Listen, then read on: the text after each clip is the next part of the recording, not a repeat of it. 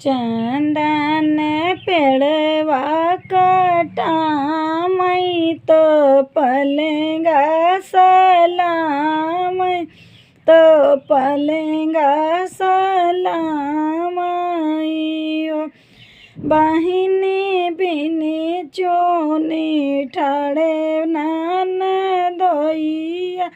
माजुरिया यापन मांगई माजुरिया यापन मांगई हो सरहज दैना दे तू हमरी माजुरिया मालिया अपने जाइत मालिया अपने जाइत हो लई लेता से ओ शेर सोनमा सवाऊ शेर मोतिया सवाऊ शेर मोतिया ऊहो जीजा लैना लेता सूल घोड़वा महलिया अपने जात्या महलिया अपने जात्या जीजा लैना लेता सूल घोड़वा महलिया अपने जात्या महलिया अपने जात्या बेहसत घरा जात्या नहीं ले बैसर हजो शेर नहीं ले बैसर बार सोनमा सवाऊ शेर मोतिया सवाऊ शेर मोतिया सरहज नहीं ले बैहा सूल घोड़वा माजुरिया नहीं ले बई माजुरिया नहीं ले बई हो सरहज एक रात यऊ से जरिया माजुरिया तबई पटी है माजुरिया तबई पटी है इतनी बचन सुनी सरहज तो मंद मुस्कानी तो मंद मुस्कानी हो पी हो बहिनी बहरे से माई पियवा तो पिया से रज करई पिया से रज करई तुही मोरे पियवा से पियवा तुहीन सिर साहेब तुहई सिर साहेब पिया चंदन के महकैला कड़िया पलंगिया बीन मायऊ पलंगिया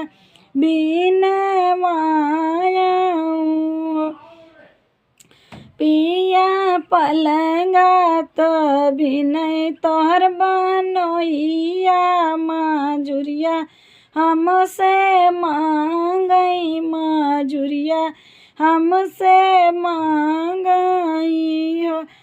पिया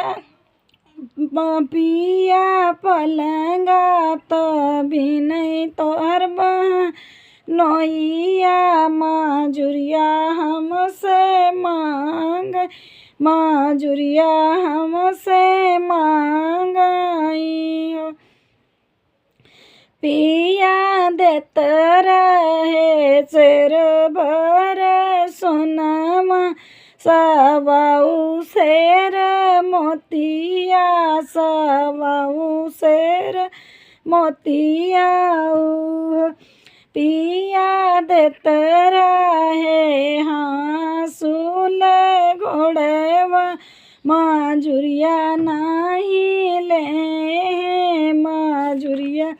नाही लेने हो पियावा ओ तो बोला मई से जरिया मजूरिया तबई पटी है मजूरिया तबई पटी है इतनी वचन सुने पियावा त मन मन हासई त मन मई में हासई धनिया दईले तू अखिया कजरवा त मंगिया में सिंदूर त मंगिया में सिंदूर रानी कैले त्यू सोलहसी गरवा बनोया मनवा राखौ बनोया मनवा राखौ दैले आँखी में काजरवा तो मंगिया में